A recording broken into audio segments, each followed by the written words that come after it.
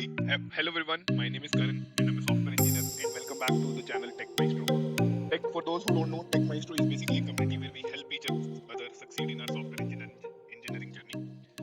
In this video, we'll talk about can we choose any speed of slow and fast pointer in Floyd cycle detection algorithm. So to start with, let me tell you what Floyd detection algorithm is. Although we have already covered this in our previous video and you can look at the previous video somewhere here.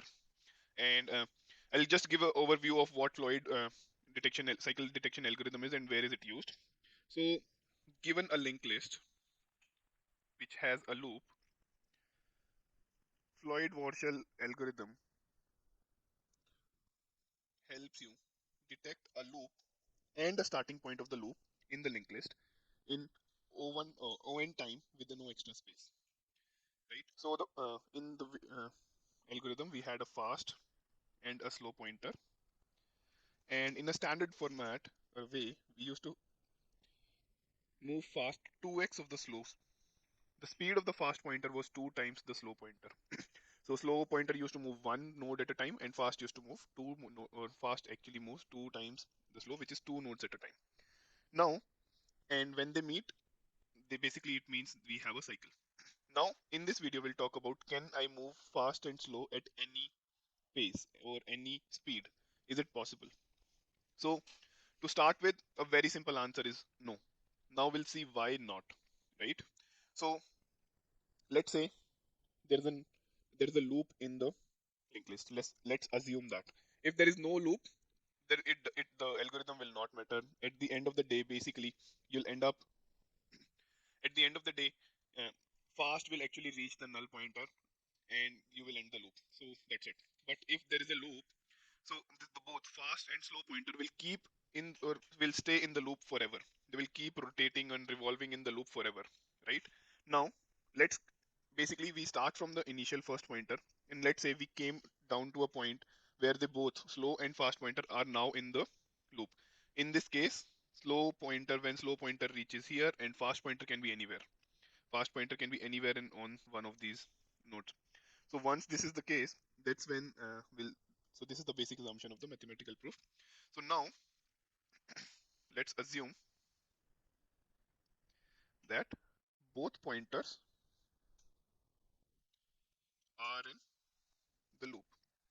So we have fast forwarded ourselves to that point, and now we'll continue. So like let's say slow is slow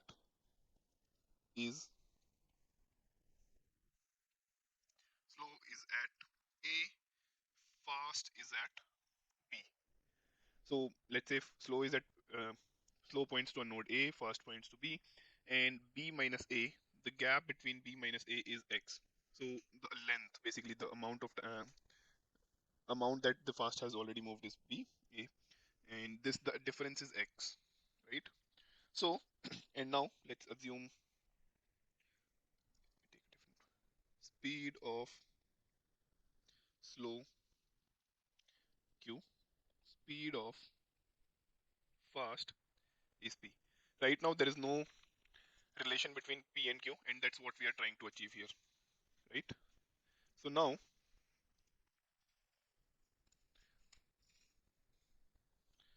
after T iterations,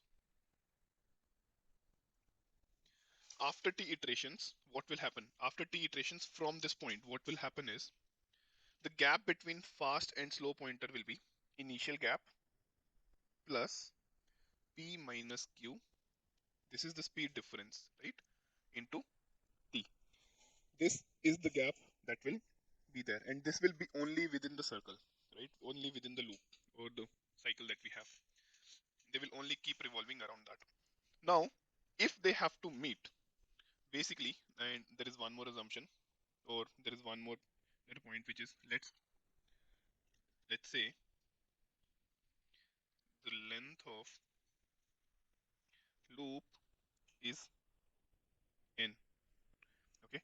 Now, if they have to meet, if fast and slow pointer has to meet, it basically means this thing, this distance, should be divisible by n. Only and only if this is divisible by n, they will be meeting again. Because At some point they have to come back to same node, right? That is why this distance has to be divisible by n, which basically means x plus should be divisible by n, node should be 0. When we solve this, this becomes, and now this is what we have. When we solve this equation, what this is only possible. So when will this occur is, this will only be possible when GCD of p minus q and n divides x. Right now, t is something that we control. P and q are the main variable that we are solving for. N may be known, may not be known. X is definitely unknown for us. So we have to basically come up, we came to this point so that we can decide, or we can only depend on the variables we can control, right? Now, when, so now GCD of this, GCD of this should divide X. What it means is, when can it divide?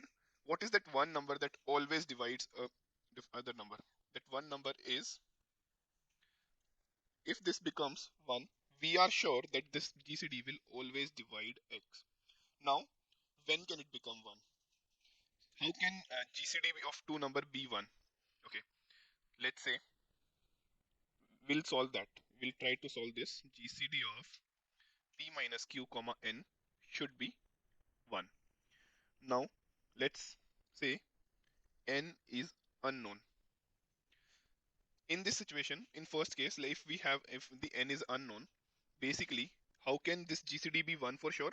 If this p minus q becomes 1, then we know that this overall GCD will always be 1, correct?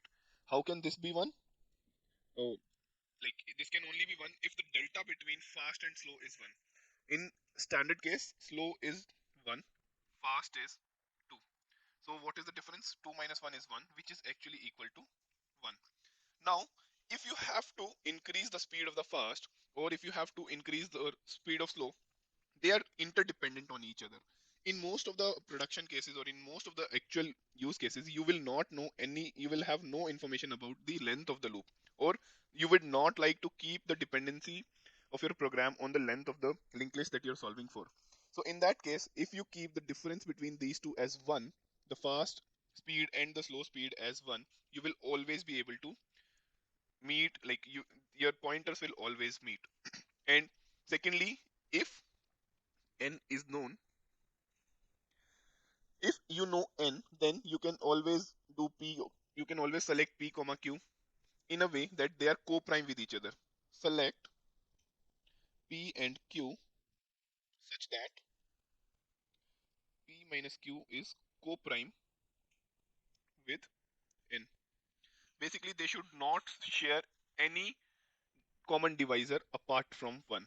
1 is always going to be a divisor, so they should not be sharing any divisor.